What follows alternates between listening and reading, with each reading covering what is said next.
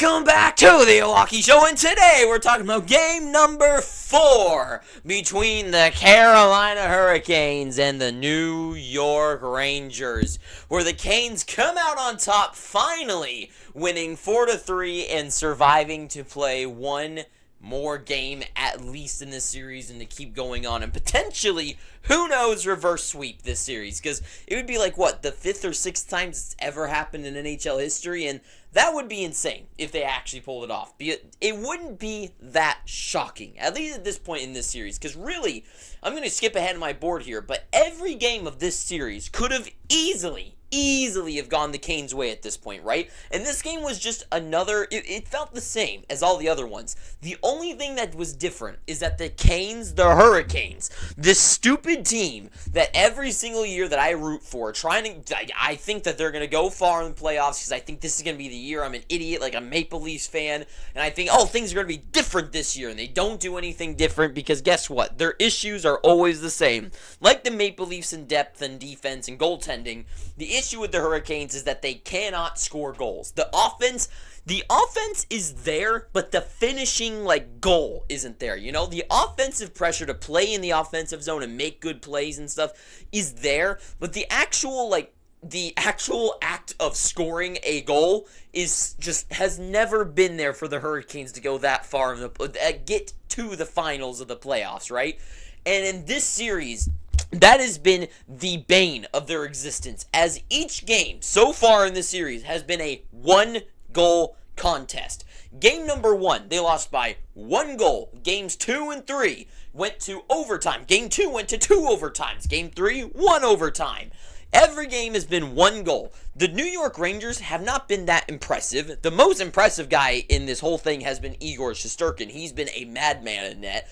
But the Rangers should be thanking God for having Igor at least just playing as hot as he is right now, because he has been the brick wall that they need. Because other than that, the Rangers have been pretty, I know it would be kind of insane to, you're going to be like, oh, this guy's an idiot. Were 7-0. They swept the Capitals in the first round. They almost swept the Canes in this round. They're probably going to win this series. But guess what? The Rangers haven't really been that impressive, right? Their penalty kill, yes, has been very impressive. But at the same time, they played against the Capitals, who shouldn't be in the playoffs, and the Hurricanes, whose biggest issue is producing offense in the playoffs, and you're excited that you're stopping that, you know?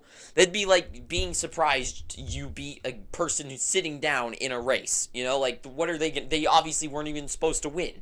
And it's you shouldn't be shocked about that. Has the penalty kill looked great? Yes, they cover all the lanes. They don't get spread out or anything. And sure, that is what led to their downfall tonight, is Brady Shea scores the power play goal for the game winner. But overall, but that just goes to show you, finally, the Hurricanes make some adjustments to their play, right? They, instead of going with their same old, like Rod Brind'Amour always does, they actually change up some things. They put Brady Shea on the power play, and it pays off for them as he gets the big bomb from the blue line, goes in the back of the net of Shesterkin, and it's a good game. It's a good game for the Hurricanes because they found the offense finally after losing 3 one-goal games in a row against a pretty unimpressive team.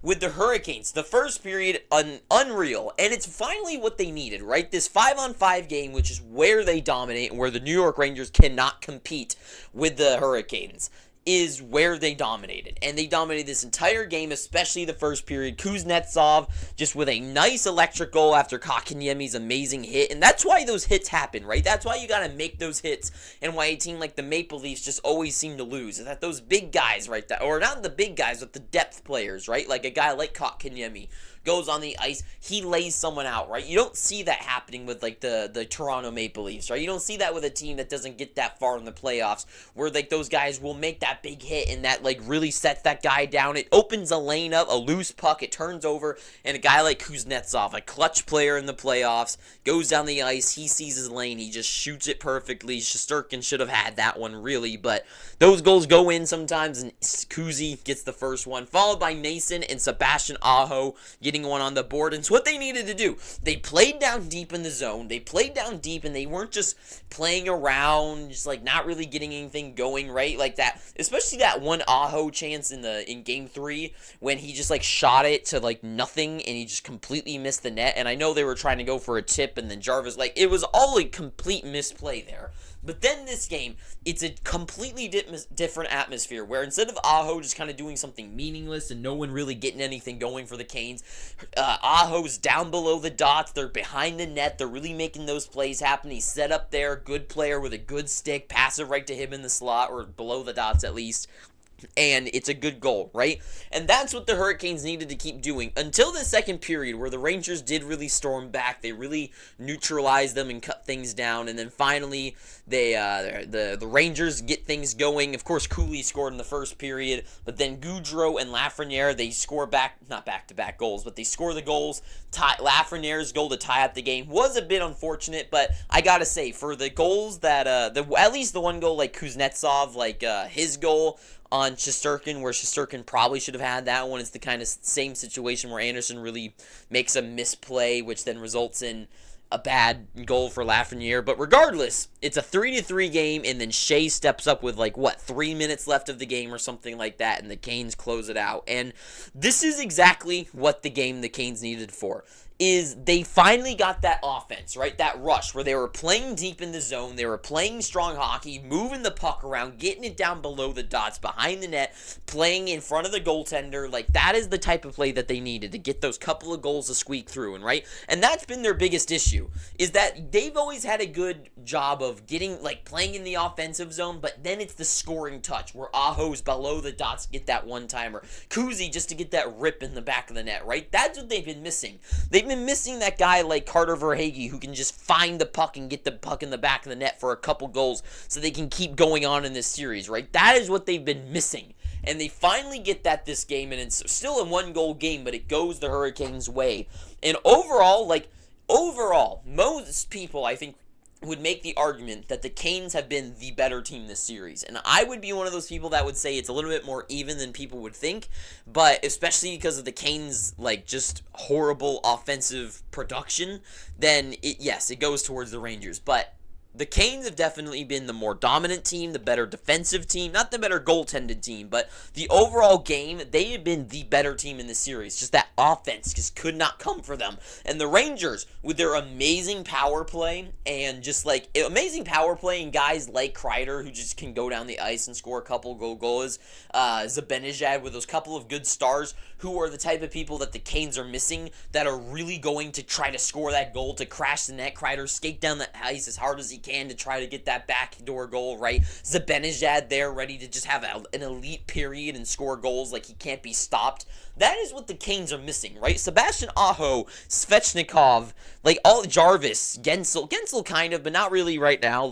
They don't have those guys like Panarin who are yep, I'm gonna get three breakaways this game and score on a power play, right? They just don't really have those type of players on this team. And the Rangers do. And they get those goals on the board when they need them. And the Canes, they finally were able to neutralize those guys. Panarin kind of felt like he didn't really belong in this game. Zibanejad had a couple of good chances. Kreider is always a hard fighter. But the Canes, 3-1 in this series now. And would it be insane if they could reverse sweep them? Yes. Is it going to happen? Probably not. The Rangers are a pretty good team. And still, in this game, they had that one. They only scored one goal after the first period, right? And it was all the way at the end, finally, on a power play, right? The Rangers were able to neutralize and play their game again. It's just, unfortunately, they gave up that bad first period for them. And to me, what's more likely? 3 more games where the Carolina Hurricanes are able to do this thing that they've been unable to do over the last, 5 years? Or is this same thing going to happen in either game 5 or 6? Where the Canes can't get that one goal, and the Rangers have an elite game by Panarin where it gets 2 goals and 2 assists, 4 goals for the night for the Rangers, and the Canes can only get to 3.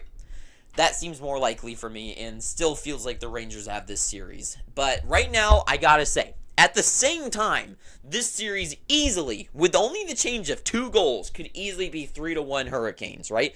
There was 2 overtime games, and the first game went to 1 goal, and it was all because of an elite first period by Zibanejad, right? This series is way closer than I think people are seeing. People who are commenting that the Rangers are unstoppable, please. They are one of the, I don't want to say weaker looking teams, but like, especially looking at the play of Dallas and the Avalanche, even the Oilers, like, and especially the Florida Panthers, like, they are not in the top 3 of the best teams right now. Like, it is not. I would say the Canes are even better than them. It's just they're being snake bitten. Well, not snake bitten. They just suck at scoring goals. They need that, and I don't know if they get eliminated. I will, of course, make a video about the Canes, but I don't know. I don't know what they need to tear down, right? Because you're not going to get rid of Aho. You're not going to get rid of some other players to get that offense. So I don't know what they're going to do about that. But really, that's all I got to say. This series is super fun. This game was super fun to watch. And, yeah, the Hurricanes have survived for at least one more game. And if they can keep up this offense and actually score the goals that they need, they've been the better team. They could have the series could easily be 4-0. They could have easily have swept 2 with the change of 1 goal in each of these games. That's the difference.